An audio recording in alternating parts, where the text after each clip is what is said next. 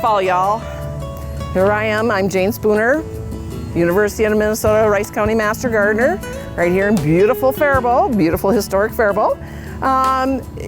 You know, in my previous segment, we talked a little bit about garden work and getting your garden ready for, winter, by cleaning out containers, digging and dividing perennials. But there's also one more task that you can kind of do towards the end here as you're kind of wrapping up some of those projects.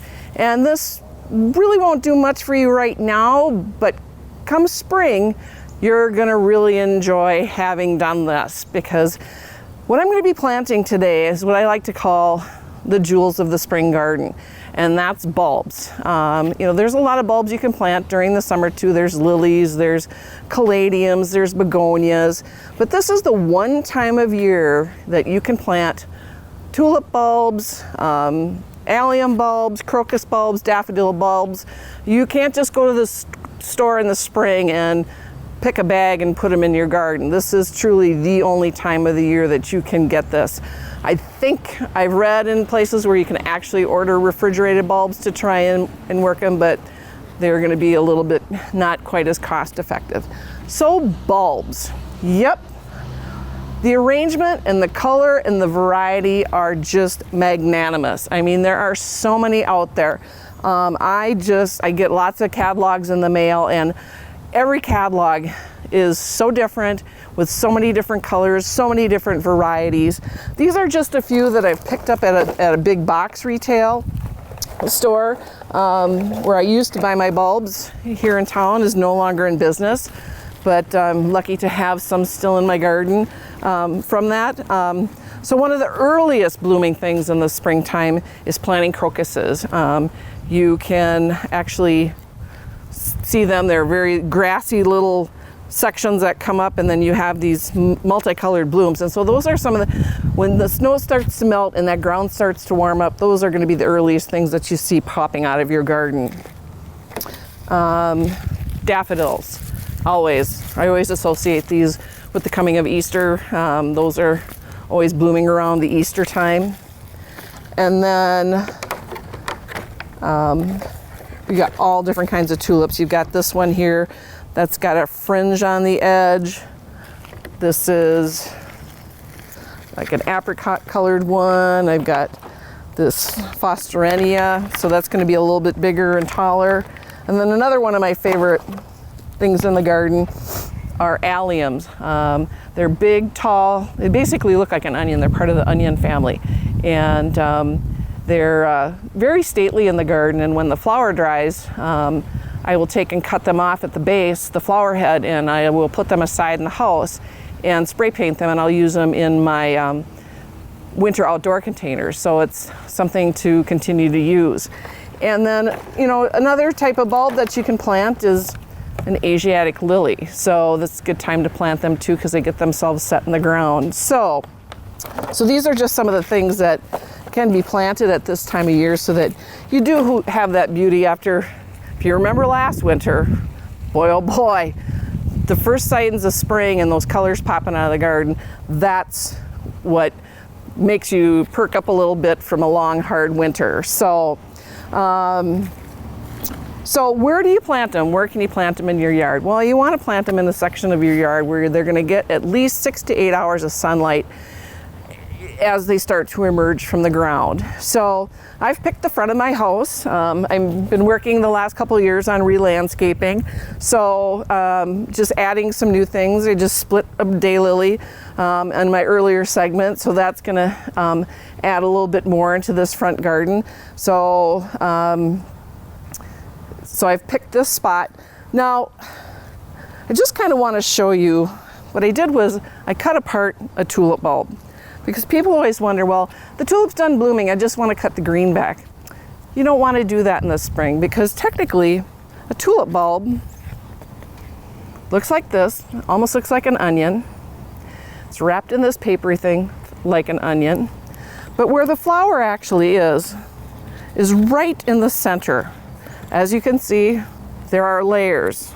You remember Shrek when he says, it's like layers, it's like layers. And right in that center, right there, that's where your flower's growing. So what this is, the exterior of the bulb is called the carbohydrate of the bulb. And so when you get it in the ground at this time of year, what happens is that carbohydrate is what's feeding that inner bloom to come out in the spring. So after the tulip gets done blooming, the green from the leaves needs to stay up so it can what they call photosynthesis. It wants to draw in that energy and it wants to rebuild that bulb, because once the winter comes and the snow comes, this outer exterior is feeding that center so that it'll pop up in the spring. So that's what the inside of a tulip looks like, and that's what a lot of these other bulbs is. That's all carbohydrate there, and that's why you want to make sure that you don't cut those greens off. So and then when you're picking your tulips, the great part about our garden industry is there are various bloom times for tulips and bulbs and crocuses being the earliest, daffodils probably the next. But within tulips, there's several different varieties that can bloom various times of the year. So I picked this Fosterinea that's an orange emperor, and this one says it's going to bloom from April to May. So of course that depends on weather. We had some snowstorms at the beginning of April last year, so you kind of always have to remember, but by putting them in the ground now, you don't have to worry they're going to bloom when they know when they should bloom. So it just comes in a pack. Just flip it back, and you want to take a look at your bulbs all before you put them in the ground. You want to make sure that you have a healthy bulb, and if you want to have some of that skin intact, because it does help protect it a little bit. If there's any rotted spots on it or anything, toss it, because it's not going to do anything in your ground.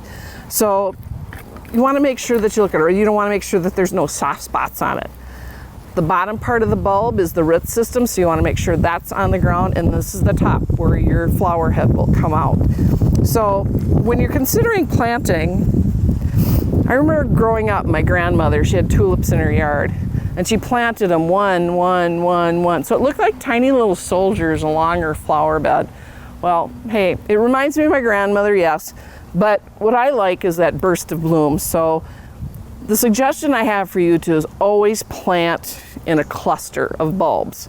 And just as a rule of thumb, it's usually in odd numbers, 3s, 5s, 7s, or whatever. So I'm going to take 5 of these bulbs,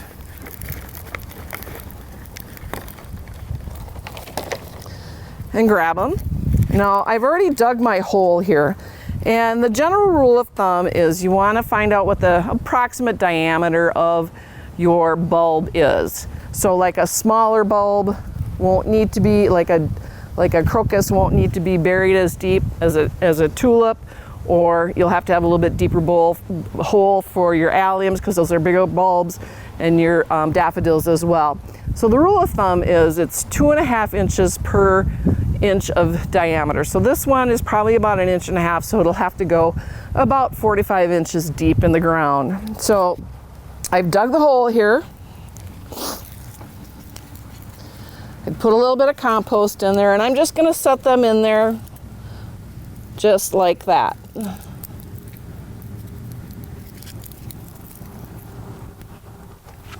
Guess I didn't count right. So there's 5 bulbs. Just put them in there, kind of keep some space between them so that, they don't, so you have a nice display when it comes up. And then I like to sprinkle a little bit of bone meal in there. That kind of helps with some bulb development, because right now, when you put that dirt in and you're going to be watering, here in the fall a little bit, just to make, in case it gets too hot and dry, to keep, your shrubs and some of your other things in mums going. So what's happening now in that fall is that root system is starting to develop, and it's starting to feed that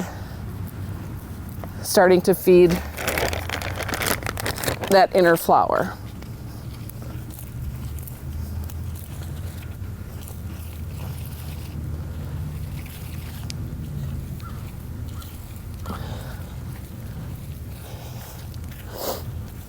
And then what I'll do is I will come back around and put some mulch on top of it, because that will help protect it as well.